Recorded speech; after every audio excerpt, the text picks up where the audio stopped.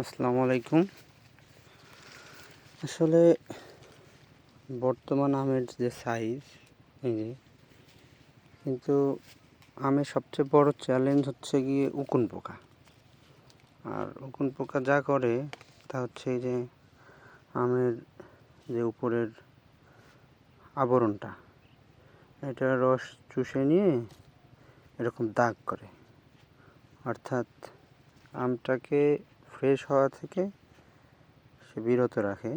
আর একটা আম ফ্রেশ না হলে সেটা দেখতে ভালো হয় না, যেটা কৃষকদের জন্য অনেক ক্ষতির বিষয়।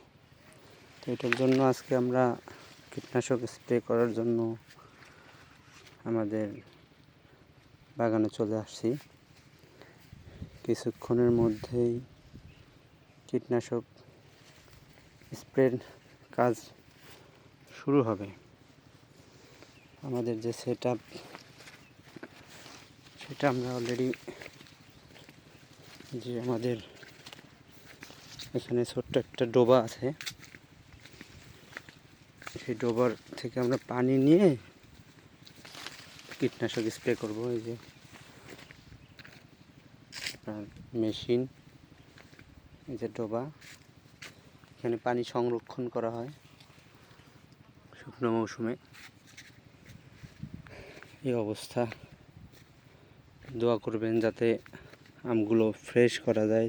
এই যে এরকম যদি আম ফ্রেশ থাকে, এটা দেখতেও সুন্দর লাগে আর বাজার দরও ভালো পাওয়া যায়।